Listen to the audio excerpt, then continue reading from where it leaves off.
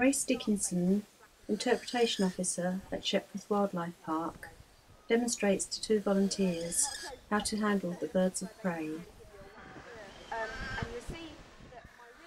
Here she demonstrates how to hold the owl, making a fist and keeping the elbow bent with the wrist higher than the elbow. Say I want to send her to this perch over here. There's no point, see I pointed and that's her signal for going. Every bird is trained in slightly different ways, but if I want to send her over there, there's no point in letting her go now because she'll fly in that direction because that's where she's facing. Now these birds have got binocular vision, which means they can't actually see in front of their face. Look. No idea at all. Okay, so again, it's no point with just flinging her in the air because she's going to go, I don't know what I'm doing, I'm just flying around, and she won't have any direction. Now her field of vision starts about here. So I've trained each of my birds onto these specific perches, which are the signpost, the one up on the hill, the bar there, and also this one. So they've learned each one of those, not to a word, but they won't fly on, although they do fly up on the monkeys sometimes. That's their safe spot. They know they're not going to get molested if they go on there, basically. And I can draw each one to her attention just by pointing. She sees my fingers, she sees the next closest thing, which is the perch, so I'm going to want her to go on that one over there. So to help her out, I'm going to turn my body so my free shoulder is facing it, and now she's facing that perch spot on for me. And I'm going to let her know it's there. I'm going to say that one, and by saying that one, it's almost like saying ready, steady, go. You can say all right, off, or whatever. A lot of people instinctively shout their name at that point, which you don't want to do because she associates her name with a come command. Yeah. So I just want to tell her off, or that one. And at the same time, I'm going to push her up and forwards. I'm not going to wind it back like a baseball. A lot of people do it, and you've got to remember to let go as well. Otherwise, they spin right the way around. That one, off.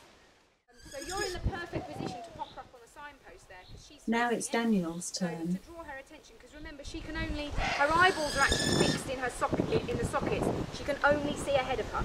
She can't see round the sides either. Look, no clue at all. And that's why their heads are so mobile.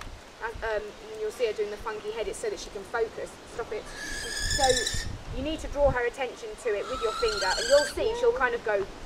You'll know that she's looking at it by the orientation of her head, and then you can say off, give her a little push, and let go. All right. Yeah, you do need to point to it, and you'll see when it's got her attention. And say that one, that one. Yay! Perfect, well done. And then remember to keep that down, or she'll turn round and come back. Exactly. It's around. Yeah, excellent. So when you're ready, flash everything, keep the glove up and give her a shout. Her name's Alba. Keep the glove up, yeah? Keep the glove up when you want her, yeah. Show her the meat, but then hide the meat behind your leg afterwards. Brilliant. And then stuff the meat in as soon as she lands. And grab that Jessie. That's it, good. Under your thumb and out the back. Perfect. Now keep your wrist tight and you need to tell her. Alba! Now it's Christina's turn. Perfect. Well done. That's it. Just relax your elbow. That's it. Great. And if she's not sitting where you want, just move her up there. Okay. Because she's...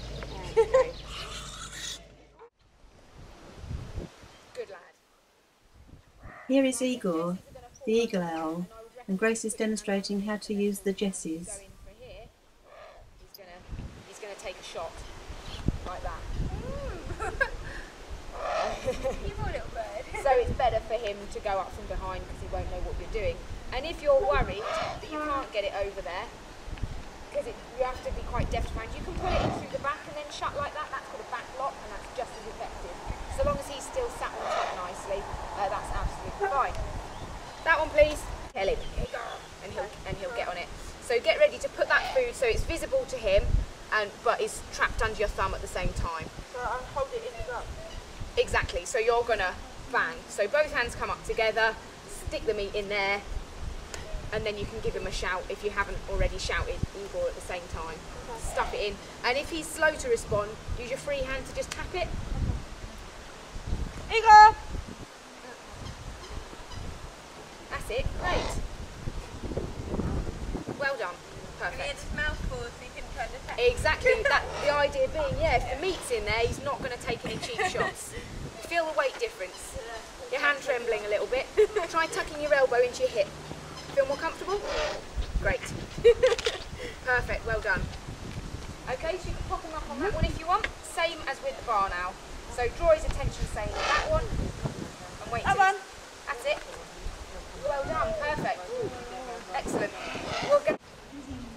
Try and keep your perch glove still, because if you move it around, he'll be uncomfortable and he'll want to leave it. They don't find it comforting in the same way as a mammal would. So generally, like what a lot of people when they're learning to do, they instinctively go, come on then, but a bird has no reason to land on a moving object. It would be uncomfortable and or dangerous. So the more still you keep that, same as when you're hopping over fences, you can practice with a glass of water. Do you know what I mean? Like you've got to be able to move around and keep that really steady for them wherever you are. Everything keeps nice and gentle with it. Because whenever that moves, that's their cue to get off it. Although what I do demonstrate with him to show his wings, all you need to do is just tilt your hand like that and he'll show off his wings. So you can try it. You tilt your hand forward, that's it, which is a nice way of showing off his wings to the public. But if you do it too much, he thought you were sending him, you see. So it's about sort of learning the difference between the action, because anything too much and he'll think you're telling him to go off. So that bait was because he thought it was an instruction. That's all right. He's got a pea brain at the end of the day. Do you want to send him up onto that one? Okay, how do I do this again? That's it. Make sure he's facing it. Make sure he's looking at it when you tell him. Off. Perfect. Well done. You go on that Hazel, you go. And you'll see his vision is very similar. You can't always see straight in front of his face, but as soon as something touches the whiskers, he has a fear. He spat me out because he realised it was my finger, not a piece of meat. Sit properly, it's because the wind up his back. There we go. Is that better? You too. Excellente. Let's go and stick him back in. And